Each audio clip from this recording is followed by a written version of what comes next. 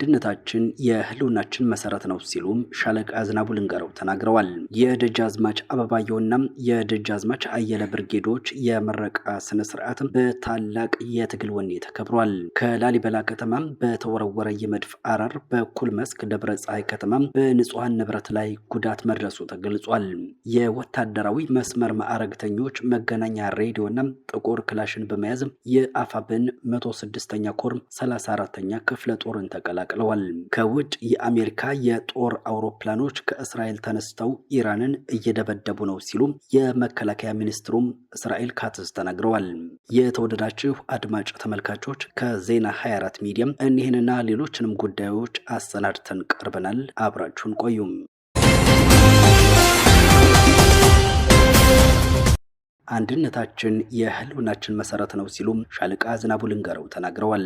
በአማራ ፋኖ ብሔራዊ ንቅናቄም የቴዎድሮስ እዝ 201ኛ ኮር 54ኛ ክፍለ ጦር አባላትም ለወራት ሲሰጣቸው የቆየውን ጠንካራ አካላዊ ስነልቦናዊና ታክቲካዊ ስልጠና በስኬት አጠናቀው በታላቅ ድምቀት ተመርቀዋል። በምረቃ ስነ ስርዓቱ ላይ የተገኙት የአፋብን ወታደራዊ አስተዳደር ምክትል አዛዡ ሻለቃ ዝናቡ ልንገረው ለተመራቂዎች ለኮርና ለክፍለ ጦር አዛዦች እንዲሁም ጥሪ ለተደረገላቸው እንግዶች ባደረጉት ንግግር ላለፉት በርካታ ወራት ብርዱንና ሐሩሩን ታግሰው ድካምን በአሸናፊነት በመወጣት ለዚህ የክብር ቀን የበቁትን ተመራቂዎች እንኳን ደስ ያላችሁ ብለዋል። ሻለቃ ዝናቡ አክለውም ይህ የምረቃ ስነ ስርዓት የስልጠና ማብቂያ ሳይሆን የተጣለባቸውን ታላቅ ህዝባዊ ኃላፊነትም የመረከቢያ መነሻ መሆኑን አስገንዝበዋል። ሻለቃ ዝናቡ ተመራቂ አባላትም ወደ አዲሱ ግዴታቸው ሲሰማሩ ሊተገብሯቸው የሚገቡ 4 ዋና ዋና ወታደራዊና ድርጅታዊ መመሪያዎችን አስተላልፈዋል። አንደኛ፣ ወታደራዊ ጥንካሬ መሰረቱ መሳሪያ ወይንም የሰው ቁጥር ሳይሆን ብረት የመሰለ ዲሲፕሊን መሆኑን የጠቀሱት ምክትል አዛዡ አባላት በስልጠና ወቅት ያፈሩትን ወታደራዊ ስነ ምግባር፣ የታዛዥነት ባህልና የትዕዛዝ ሰንሰለትን የማክበር መርህን በተሰማሩበት ቦታ ሁሉ ተግባራዊ እንዲያደርጉ አሳስበዋል።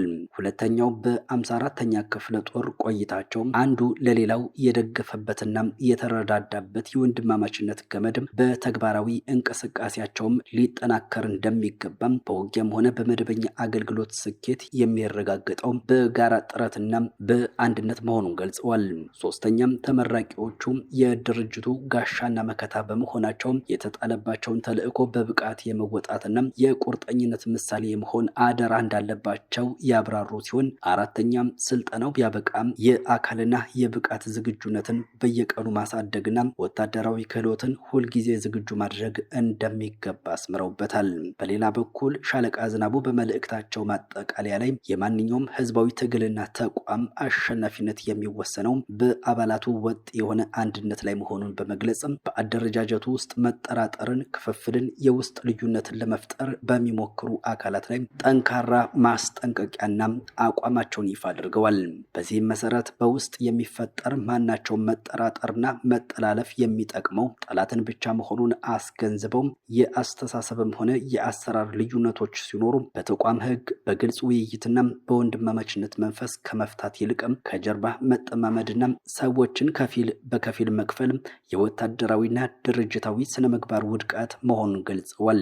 ተቋሙ በብዙዎች መስዋዕትነት የተገነባ በመሆኑ አደረጃጀቱን ለግል ወይንም ለቡድናዊ ስሜት ሲባል ለመከፋፈል መሞከር የሰማዕታቱን ደም እንደመካድ ይቆጠራል ብለዋል። በተጨማሪም ተቋም ውስጥ የአንድነቱን ዲሲፕሊንና የትዕዛዝ ሰንሰለቱን ለማክበር ምንም አይነት ድርድር እንደማያደርጉ የገለጹት ሻለቃ ዝናቡ ክፍፍልንና ሐሰተኛ ወሬዎችን የሚያሰራጩ እንዲሁም አባላትን እርስ በእርስ የሚያጋጩ አካላት ካልተቆጠቡ አሰራሩ በሚፈቅደው መመሪያ መሰረት ተጠያቂ እንደሚሆኑ አስታውቀዋል።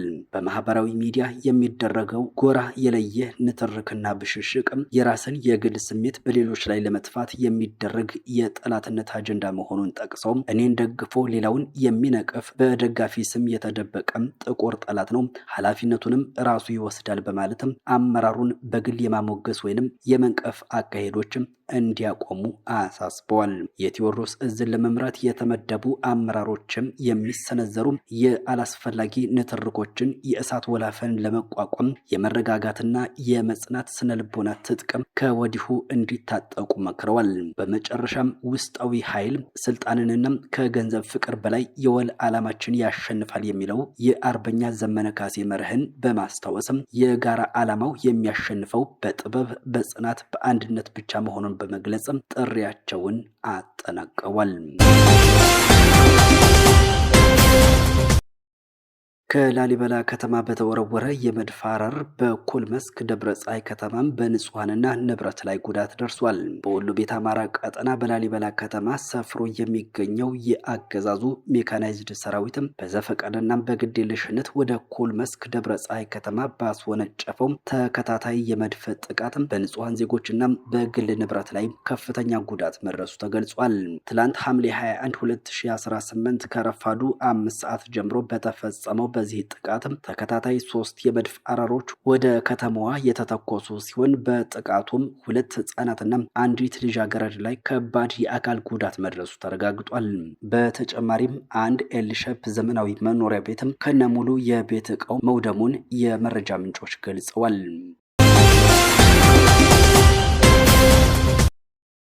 የወታደራዊ መስመር ማዕረግተኞች መገናኛ ሬዲዮና ጥቁር ክላሽን በመያዝ የአፋብን 106ኛ ኮር 34ኛ ክፍለ ጦርን ተቀላቅለዋል።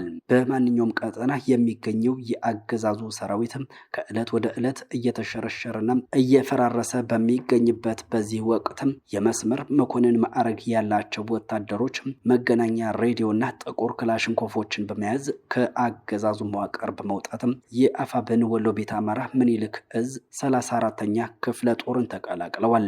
የፋኖን ተከታታይ የማጥቃት እርምጃና ጫና መቋቋም ያልቻለው የአገዛዙ ሰራዊት በውጊያ ወቅት ከሚማረከው አባሉ በተጨማሪ ከራሱ ማዕከል እየኮበለለ የፋኖን የትግል መስመር የሚቀላቀለው ወታደር ቁጥር እየጨመረ መምጣቱ ተገልጿል።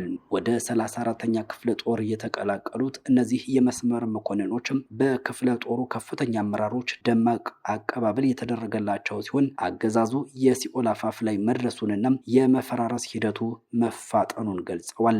በተጨማሪም በየደረጃው ያሉ ሌሎች የሰራዊቱ አባላትም ሕይወታቸውን ለማዳን የህዝቡን ትግል እንዲቀላቀሉም ጥሪ አቅርበዋል። የአሜሪካ የጦር አውሮፕላኖች ከእስራኤል ተነስተው ኢራንን እየደበደቡ ነው ተብሏል። የአሜሪካ የጦር አውሮፕላኖችና የነዳጅ ጫኝ አውሮፕላኖች በእስራኤል ውስጥ የሚገኙ የወታደራዊ ቤዞችን በመጠቀም በኢራን ላይ ጥቃት እያደረሱ እንደሚገኙ የእስራኤል የመከላከያ ሚኒስትር እስራኤል ካትዝ ገልጸዋል። ሚኒስትሩ አክለውም እስራኤል ጥቃት ከተሰነዘረባት በሙሉ ኃይሏም አጥፊ ምላሽ ለመስጠት ዝግጁ መሆኗን አስጠንቅቀዋል።